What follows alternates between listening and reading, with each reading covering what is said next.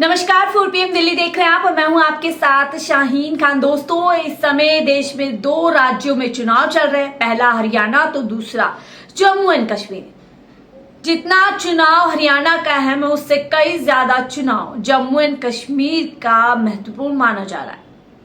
ये चुनाव कई मायने में महत्वपूर्ण है। जहां एक तरफ चुनाव कई सालों के बाद हो रहे हैं तो वहीं एक ऐसी घटना के बाद जम्मू एंड कश्मीर में चुनाव हो रहे हैं जिसके बाद से बहुत कुछ बदलाव माना जा रहा है। जी हाँ, मैं बात कर रही हूँ 370 धारा 370 हटने के बाद पहली बार जम्मू एंड कश्मीर में चुनाव होंगे। वही धारा 370 जिसके नाम पर भारतीय जनता पार्टी ने पूरे देश में चुनाव लड़ा, अपनी सबसे बड़ी उपलब्धि बताई। अब उसी के बाद चुनाव हो रहे हैं तो देखने वाली बात होगी कि 370 जिसके कई फायदे भारतीय जनता पार्टी की सरकार ने पूरे देश में बताए, क्या उसी फायदे को मानते हुए जम्मू एंड कश्मीर की आवाम ने बीजेपी को चुना या फिर किसी और पर भरोसा जताया? ये अपने आप में देखने वाली तस्वीर होगी और जिसका जवाब हमें 8 अक्टूबर को मिलेगा।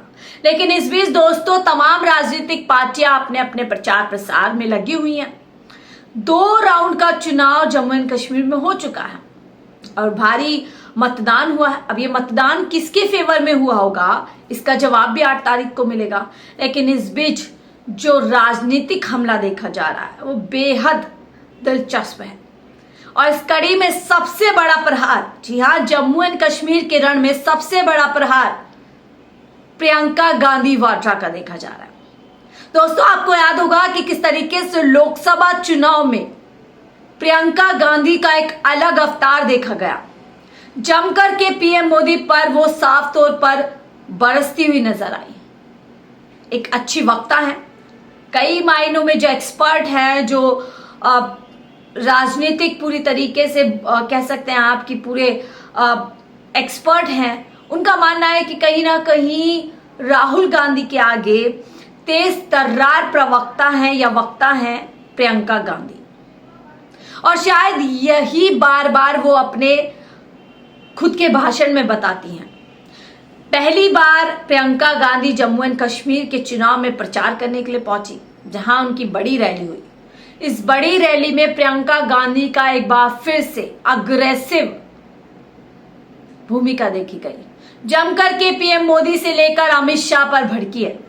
जबरदस्त तरीके से उन्होंने यहां पर अपना भाषण दिया और कई हमले यहां पर प्रधानमंत्री मोदी और अमित शाह पे किया, जिसके बाद माना जा रहा है कि कम से कम प्रचार में तो भारतीय जनता पार्टी प्रियंका गांधी के भाषण के आगे धराशायी हो गए।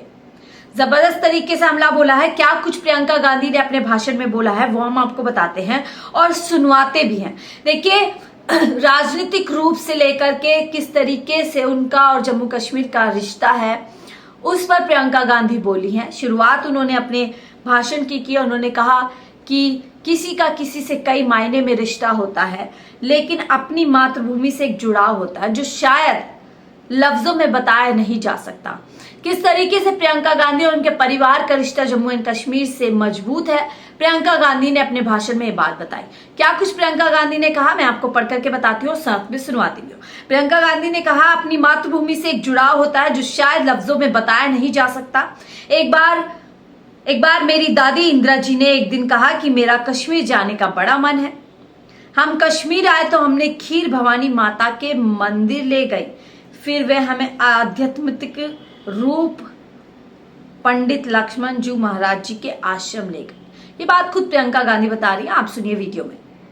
एक जुड़ाव होता है राजनीतिक, एक पारिवारिक जुड़ाव होता है, एक ऐसा जुड़ाव होता है जो अपनी जमीन से होता है, जहां अपने परिवार के पुश्तों की पैदाइश है। वो एक अलग बात होती है, वो एक लगाव होता है जो शायद लफ्जों में बताया भी नहीं जा सकता। जम्मू कश्मीर से मेरे परिवार के सदस्यों का यही जुड़ाव है, यही लगाव है।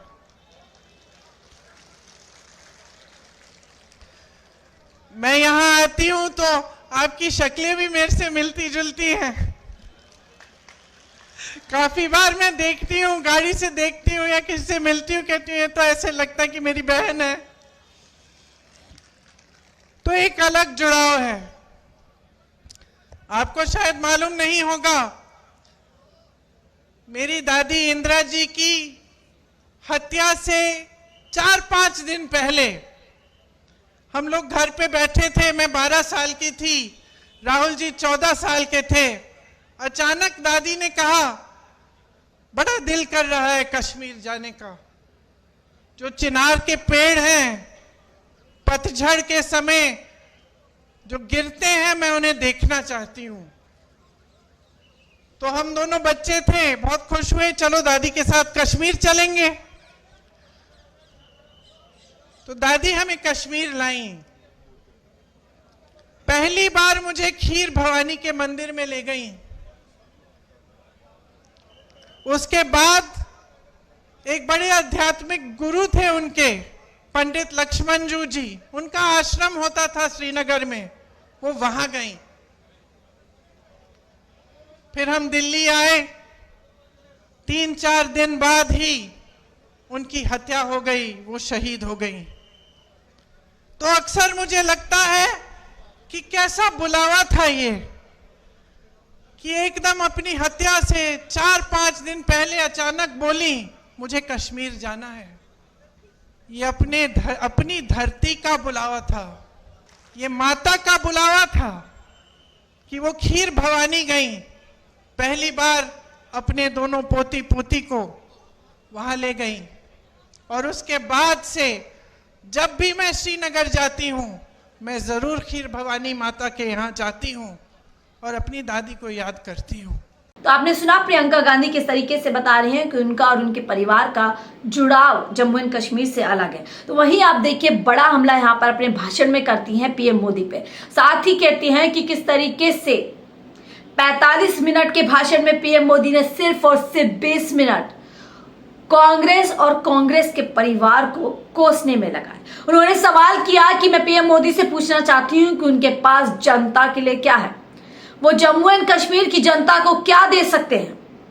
उन्होंने सवाल किया, क्या 20 मिनट जिस तरीके से उन्होंने उनके परिवार पर निकाल दिए, ये ठीक नहीं है।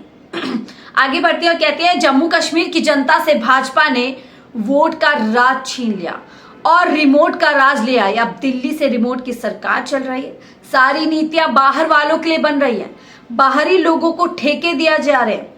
मोदी जी सिर्फ अपने मित्रों को आगे बढ़ा रहे हैं। वे इधर उधर की बात करते हैं, लेकिन ये कभी नहीं बताते कि जम्मू एंड कश्मीर की जनता के लिए क्या किया।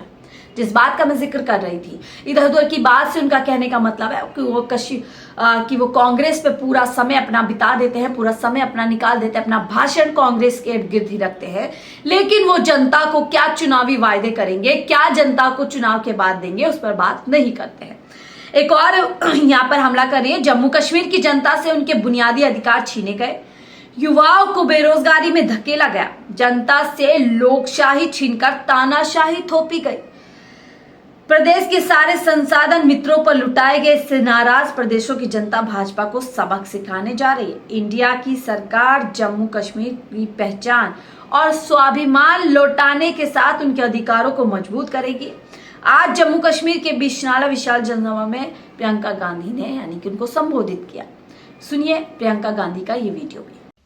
आपके एलजी बाहरी हैं, साफ तमाम जितनी भी पॉलिसियां, जितनी भी नीतियां बन रही हैं, बाहर वालों के लिए बन रही हैं। 450 मिनरल के जो ब्लॉक हैं, उनमें से 200 के ठेके बाहर के लोगों को दिए हैं।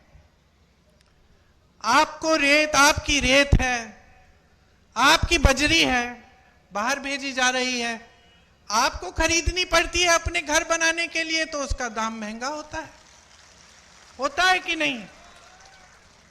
आपको घर में छोटी सी छोटी मरम्मत करनी पड़ती है, आप घबराते हो कि कैसे करेंगे।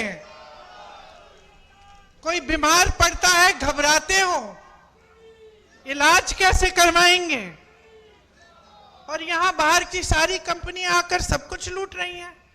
10 मिनरल के ब्लॉक्स हैं, 26 रेत के खनन, सारे ठेके बाहर के इनके मित्रों को दिए गए हैं। बाहर की कंपनियों को ला कर आपके जितने भी छोटे कारोबार हैं उनको खत्म किया जा रहा है। ये तो मैं मंच पे खड़े होकर कह रही हूं, एहसास तो आपको है। अब त्योहार का महीना आने वाला है। एक तरफ घबराहट कि त्योहार के लिए हमें अपने घर को सजाना है, मेहमान आएंगे, खाना खिलाना है, सब कुछ करना है, कैसे करेंगे, महंगाई इतनी है। और दूसरी तरफ ऐसा एहसास होता है कि पता नहीं इस साल बिक्री होगी कि नहीं, धनतेरस आएगा, दिवाली आएगी, लोग खरीदेंगे कि नहीं, क्या हमारे कारोबार चल पाएंगे कि नहीं। ये आपकी असली समस्याएं हैं। इन समस्याओं से जूझ रहे हो आप।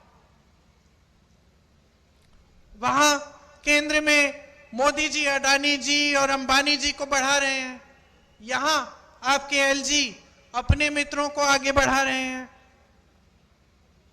माता वैष्णो जनरल स्टोर या रघुनाथ मार्केट के जो कारोबार हैं उनको बढ़ावा कौन दे रहा है। ये रिलायंस रिटेल हर जगह जो खुल रही है वो तो खूब तेजी से बढ़ रही है। आपके लिए ठोस काम क्या हो रहा है।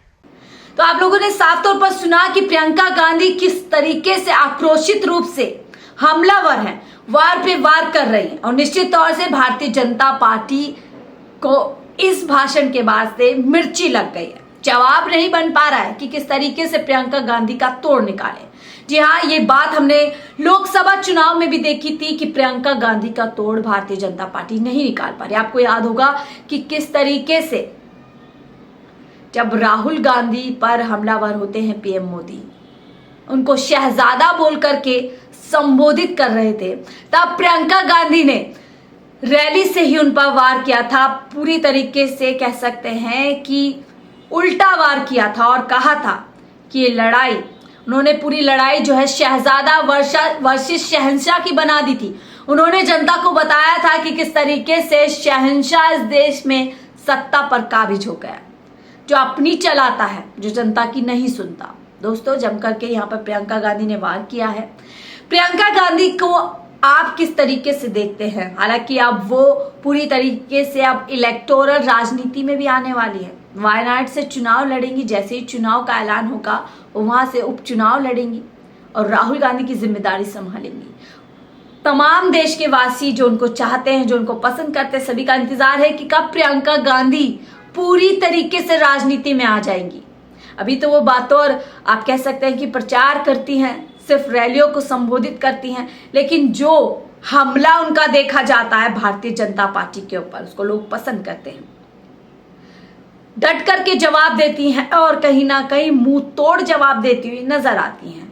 अब जब वो राजनीति में आ जाएंगी बतौर सांसद, ऐसा माना जा रहा है कि वो जीत जाएंगी वहां से, बतौर सांसद क्या कुछ वो संसद के अंदर करेंगी, ये भी देखना बहुत दिलचस्प होगा। बहरहाल, आप प्रियंका गांधी के इस भाषण शैली के बारे में क्या कुछ सोचते हैं? क्या जवाबदेही उनकी, जिस तरीके से हाजिर जवाबी उनकी होती है, जिस तरीके के हमले वो भारतीय जनता पार्टी पर साथ प्रधानमंत्री मोदी जी पे करते हैं, उसको लेकर के आपकी क्या राय हमसे जरूर साझा कीजिएगा। फिलहाल के लिए मुझे दीजिए इजाजत। आप देख रहे थे 4 PM दिल्ली। नमस्कार।